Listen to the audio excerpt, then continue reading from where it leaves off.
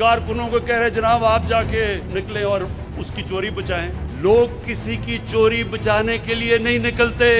2 سال بھی جلسے کر دیں تو ایک جلسہ ہمارا ان سے زیادہ تھا. گھبرائے اس لیے ہیں کہ پاکستان اس وقت اوپر جا رہا ہے. اس وقت اگر ہندوستان کا ایجنڈا کوئی بھی لے کے پھر رہا ہے تو وہ یہ لے کے پھر رہے ہیں. اگر آج عمران خان پیسہ بنانا شروع کر دے تو سب سے پہلے ہماری ISI کو پتہ چلے گا. نواز شریف کی ہر آرمی چیف سے لڑائی ہو جاتی ہے کیونکہ وہ اس کو پنجاب پولیس بنانا چاہتا ہے. جس دن ان کو NRO ملا یہ پاکستان کی تباہی ہوگی. جدھر آپ نے قانون توڑا سیدھا آپ جیل میں جائیں گے, اور وہ جیل میں نہیں, اب VIP جیل میں نہیں جائیں گے. صرف یہ دیکھ لیں گے 30 سال پہلے ان کے پاس کیا تھا اور آج کیا. اگر یہ کلاس یہ سمجھ رہی ہے کہ سڑکوں پہ نکل کے عمران خان کو بلیک میل کر لیں گے تو آپ نے ابھی پہلے دیکھ لیا کہ جلسے کتنے بڑے بڑے ہم نے کیے ہیں. میں یہ سارے مل کے بھی یہ کوئی 2 سال بھی جلسے کر دیں تو ایک جلسہ ہمارا ان سے زیادہ تھا. اس کی وجہ ہے لوگ نکلتے ہیں کسی مقصد کے لیے, کسی نظریے کے لیے نکلتے ہیں. لوگ نکلتے ہیں ظلم کا مقابلہ کرنے کے لیے. لوگ کسی کی چوری بچانے کے لیے نہیں نکلتے.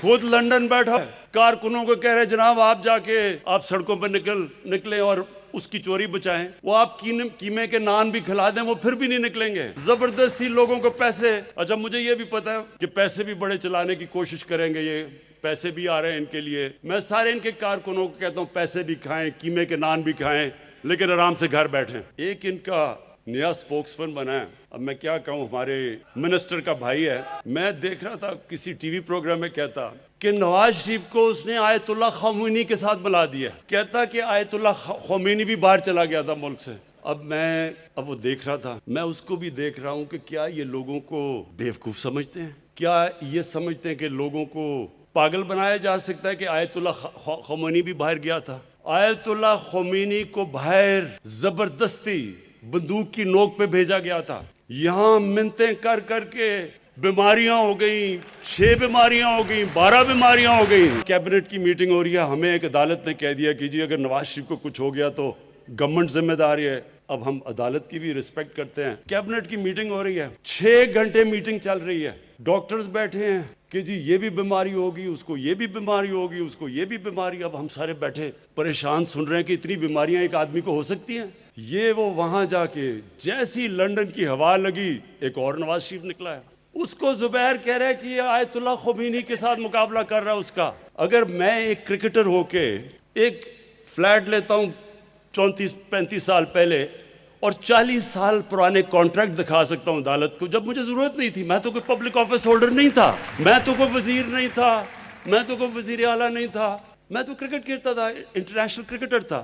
اس کے باوجود عدالت کے اندر میں نے جو انہوں نے میرے سے ڈاکیومنٹس مانگی 40 سال پرانے کانٹریکٹس دکھائے ان کو. تو جو 3 دفعہ ملک کا پرائم منسٹر ایک ڈاکیومنٹ نہ دکھا سکے تو ان کے جو لوگ ہیں سارے, کیا ان کو کوئی شرم نہیں آتی کہ غریب ملک سے پیسہ لے کے باہر لے گیا. میں نے سوچا کہ کوئی اتنا یا تو بہت ہی بڑا کوئی ڈفر ہوگا جو سمجھے کہ واقعی یہ ایماندار ہے. لیکن پھر چند دن پہلے میں نے دیکھا کہ ان کا ایک سینئر عہدیدار صبح کے 3 بجے کسی خاتون کے گھر تنظیم سازی کرنے چلا گیا, اور بڑا حیران ہوا کہ اس خاتون کے بھائیوں نے مارا کیوں اس کو. پھر میں نے سوچا کہ واقعی ان کی پارٹی میں ایسے لوگ ہیں جو واقعی سمجھیں گے کہ وہ ایمانداری سے پیسہ باہر لے کے گیا. ہم اکیلے نہیں ہیں جو پاکستان میں جدھر ہماری ریسورسز چوری کر کے باہر جا رہی ہیں. دنیا میں غریب, یہ ابھی رپورٹ آئی ہے کہ دنیا میں جو غریب ملک ہیں ان سے ہر سال 1000 ارب ڈالر چوری ہو کے جاتا ہے مغربی ممالک میں, لندن میں, بڑے بڑے فلیٹس میں, آف شور اکاؤنٹس میں. یہ میں آج آپ کو بتا دوں کہ جس دن جو مشرف نے کیا تھا وہ پریشر میں آ کے وکلا موومنٹ چلی تھی جس میں ہم نے سب نے شرکت کی, مقصد تو اس کا کچھ اور تھا. ہم تو آزاد عدلیہ چاہ رہے تھے اور شکر ہے آج پاکستان کی عدلیہ آزاد ہے. لیکن اس پریشر میں جنرل مشرف اس پریشر میں آ کے NRO دے گیا دونوں کو, اور وہ NROز نے پچھلے 10 سال میں جو اس ملک کے ساتھ کیا ہے, اس ملک کے جو انہوں نے معاشیت تباہ کی ہے, جو قرضے چڑھائے ہیں, ہمیں آ کے کہتے ہیں کہ جناب آپ جواب دیں. ہمارے سے پوچھتے ہیں جب ایک ملک, ایک گورنمنٹ جتنا ٹیکس اکٹھا کرتی ہے سال میں اس کا آدھا ٹیکس, اس کا جو آدھا پیسہ ہے وہ ان کے لیے ہوئے قرضوں کی قسطوں میں چلے جاتے ہیں, تو ملک آگے کیسے بڑھ سکتا ہے؟ بتائیں ہم کدھر سے پیسہ لائیں تعلیم پہ، صحت پہ، ہسپتالوں پہ، کیونکہ آدھا تو پیسہ ادھر چلا جاتا سیدھا باہر قرضوں کی قسطوں پہ. تو تب تو یہ 10 سال میں ان کو کوئی فکر نہیں ہوئی کہ جناب ملک تباہ ہو رہا ہے. مل کے دونوں حکومت کر رہے تھے.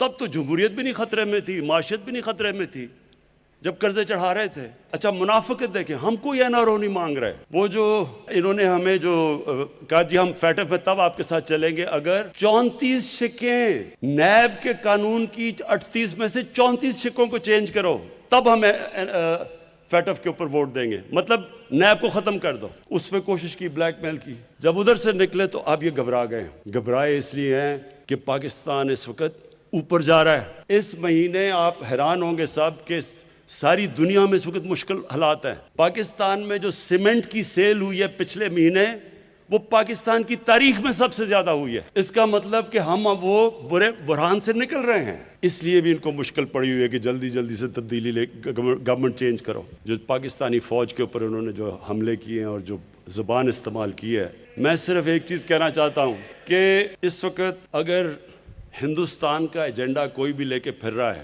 تو وہ یہ لے کے پھر رہے ہیں. پاکستانی فوج کے جو یہ زبان استعمال کر رہے ہیں، یہ وہی ایجنڈا ہے جو فیٹف کا ایجنڈا ہے، جو ہندوستان پوری کوشش کر رہا ہے پاکستان کو بلیک لسٹ کرنے میں. یہ وہی ایجنڈا ہے کہ اگر پاکستانی فوج کمزور ہوتی ہے تو آپ خود ہی دیکھ لیں مسلمان دنیا میں اس وقت کیا ہو رہا ہے. لیبیا سے لیں، سیریا میں چلے جائیں، عراق میں جو کیا ہوا، افغانستان میں کیا ہوا، صومالیہ میں کیا ہو رہا ہے، یمن میں کیا ہو رہا ہے. ساری مسلمان دنیا میں آگ لگی ہوئی ہے. ہمیں فخر کرنا چاہیے اپنی فوج کو کہ اتنا بڑا جو دہشت گردی کی یہاں جنگ چلی، آج ہم محفوظ ہیں. ان کی قربانیوں کی وجہ سے ہم محفوظ ہیں. اور یہ پاکستانی فوج کے اوپر یہ جو انگلیاں اٹھا رہے ہیں، میں ان سے سوال پوچھتا ہوں کہ مجھے کیوں نہیں کوئی پرابلم؟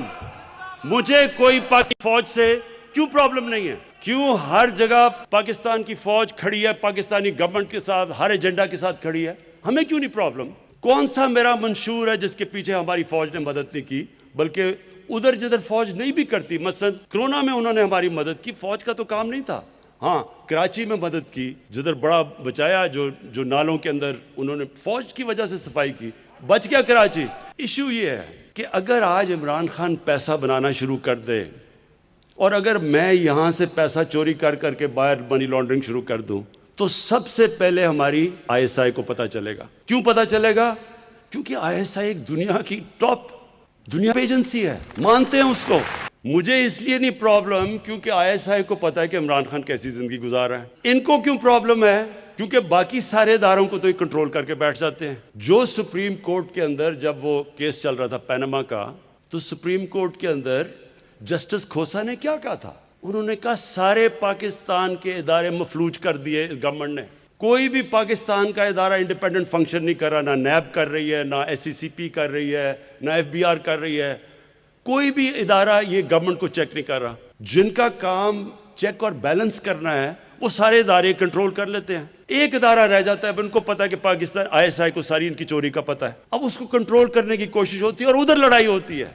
اس لیے تو نواز شریف کی ہر آرمی چیف سے لڑائی ہو جاتی ہے، کیونکہ وہ اس کو پنجاب پولیس بنانا چاہتا ہے. کیونکہ فوج کو پتہ ہے، جب ان کو پتہ چل جاتا ہے وہ جا کے چپ کر کے بتاتے ہیں ان کو کہ دیکھیں جی آپ نے ادھر اتنی کمیشن لے لی، ادھر اتنا پیسہ بنا لیا. تو یہ ان کو سارا وقت ڈرے ہوئے ہوتے ہیں. تو جب نواز شریف نے کہا نا کہ جی وہ مجھے ایک ISI کے جنرل ظہیر الاسلام نے کہا کہ استعفیٰ دو، کیوں اس نے کہا اور تم نے کیوں چپ کر کے سن لیا؟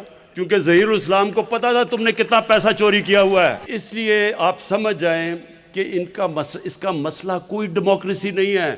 ڈیموکریسی تو میں ہوں، پاکستان کی سب سے زیادہ ووٹ لے کے آیا ہوں، پاکستان کی تاریخ میں 5 حلقوں سے جیتا ہوں. یہ جو کہتے ہیں کہ الیکشن میں دھاندلی ہوئی، ذرا کوئی الیکشن کا ریکارڈ تو دیکھ لیں، 2013 کا اور 2018 کا. صرف ریکارڈ اٹھا کے دیکھ لیں.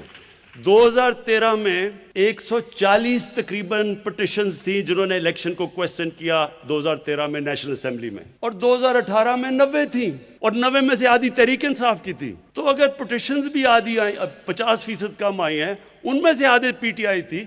تحریک انصاف کئی جگہ 50 ووٹ سے ہاری ہے، کئی جگہ 100 ووٹ سے ہاری ہے. تو اگر دھاندلی ہوتی تو کم از کم ہمیں کوئی کولیشن کی تو ضرورت نہ پڑتی اب تک. پوائنٹ میں یہ کہہ رہا ہوں کہ ہم پہلے دن سے تیار تھے کہ کھول دو الیکشن. انہوں نے تو 4 مہینے ہلکے کہے تھے، 1 سال لگایا کھولنے میں، وہ بھی دھرنا دینا پڑا. تو ہم تو پہلے دن، کیونکہ ہمیں پتہ ہم نے دھاندلی نہیں کی.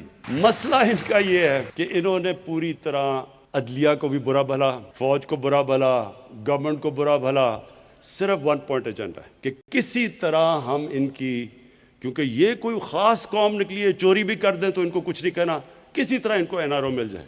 یہ آج آپ کے سامنے سب کے میں کہہ رہا ہوں، جس دن ان کو این آر او ملا، یہ اپنے ذہن میں ڈال لیں، یہ پاکستان کی تباہی ہوگی۔ پاکستان اس کے بعد نیچے جائے گا، پاکستان میں قانون کی بالادستی ختم ہو جائے گی۔ اگر ان کو این آر او دینا ہے تو بیچارے غریب لوگ جو جیلوں میں گھسے ہوئے ہیں، ان کا کیا قصور ہے؟